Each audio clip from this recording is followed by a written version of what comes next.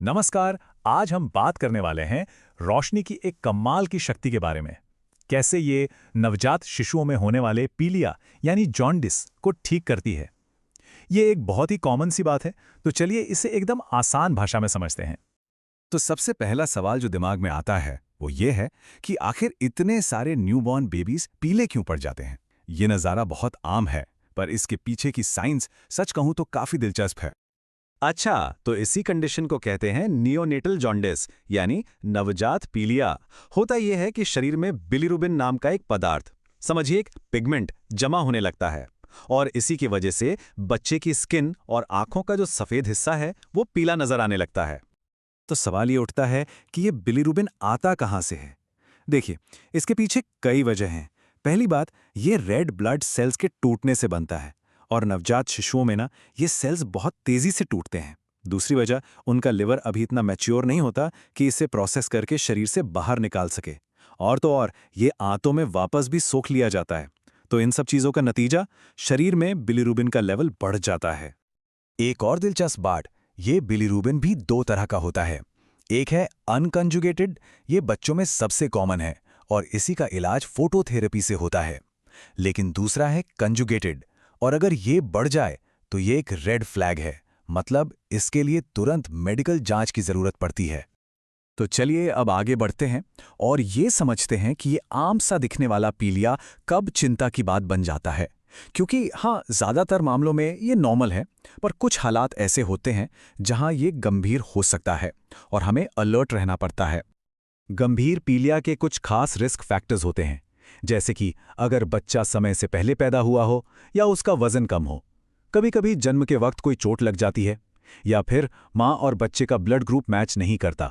G6PD की कमी या शरीर में पानी की कमी भी एक वजह हो सकती है।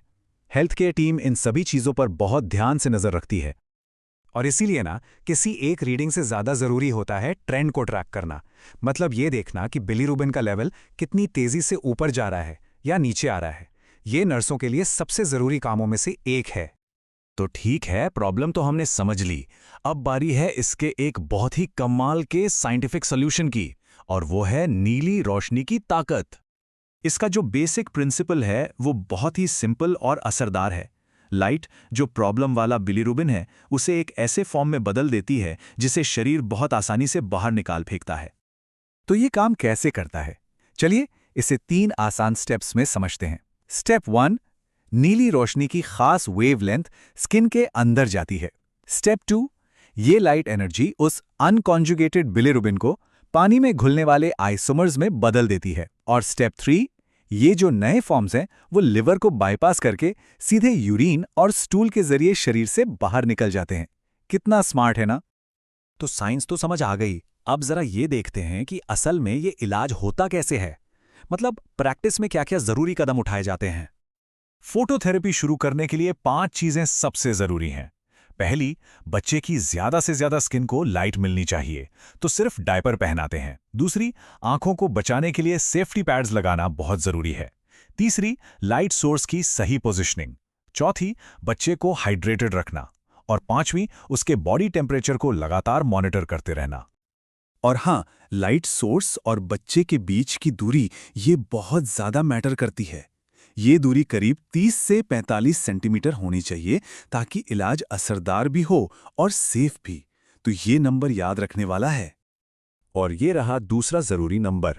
लाइट की जो इंटेंसिटी है, जिसे इरेडियंस कहते हैं, वो कम से कम 30 माइक्रोवॉट प्रति सेंटीमीटर स्क्वायर प्रति नैनोमीटर होनी चाहिए। तभी फोटोथेरेपी असरदार होती है। ट्रीटमेंट के दौरान लगातार मॉनिटरिंग सबसे ज़रूरी है। जैसा कि इस चेकलिस्ट में दिख रहा है, हर 2 से 4 घंटे में टेम्परेचर, हाइड्रेशन, स्किन कंडीशन ये सब चेक करना होता है। और बच्चे का वजन रोज लिया जाता है। ये सब इसलिए ताकि ये पक्का हो सके कि सब कुछ सेफली चल रहा है। चलिए अब बात करते हैं फिनिश लाइन की। मतलब थेरेपी को कब और कैसे सेफली बंद किया जाता है और उसके बाद क्या होता है। थेरेपी रोकने का एक सीधा साधा डेटा पर आधारित नियम है। जब बिलीरुबिन का लेवल ट्रीटमेंट शुरू करने वाले लेवल से 2 से 3 मिलीग्राम प्रति डेसीलीटर नीचे आ जाता है, तब लाइट बंद कर दी जाती है। वैसे तो ये काफ़ी सेफ है, पर फोटोथेरेपी के कुछ साइड इफ़ेक्ट्स भी हो सकते हैं, जैसे डिहाइड्रेशन, लूज स्टूल्स, टेम्परेचर का ऊपर नीचे होना, स्किन पर रैशेज और हाँ, अगर आंखें ठीक से कवर ना हो तो रेटिना को नुकसान हो सकता है। लेकिन घबराने की बात नहीं है, क्योंकि इन सब से बचा जा सकता है। कैसे? बच्चे को रेगुलरली फीड कराकर हाइड्रेटेड रखना, लाइट की दूरी सही रखना ताकि टेम्परेचर कंट्रोल में रहे, आई पैच हमेशा ठीक से लगे हों ये पक्का करना, और वाइटल साइंस को लगातार मॉनिटर करना। बस यही है स्मार्ट प्रिवेंशन। एक और टर्म है जिसके बारे में जानना जरूरी है, रिबाउंड बिलीरुबिन। इसका सीधा सा मतलब है कि फोटोथेरेपी बंद होने के 12 से 24 घंटे बाद बिलीरुबिन का लेवल फिर से थोड़ा बढ़ सकता है। इसीलिए थेरेपी के बाद एक फॉलोअप चेक बहुत जरूरी होता है। तो इस पूरी बातचीत का निचोड़ क्या है? इस कॉमन सी लगने वाली चुनौती को सेफली मैनेज करने का सबसे बड़ा टेकअवे क्या है? देखिए, सबसे जरूरी बात यह है कि फोटोथेरेपी एक बहुत ही सेफ और असरदार टूल है। लेकिन, और यह बहुत बड़ा लेकिन है, इसकी कामयाबी पूरी तरह से इस बात पर टिकी है कि मॉनिटरिंग और केयर कितनी बारीकी से की जा रही है। मतलब टेक्नोलॉजी अपनी जगह है, पर इंसानी देखभाल का कोई मुकाबला नहीं।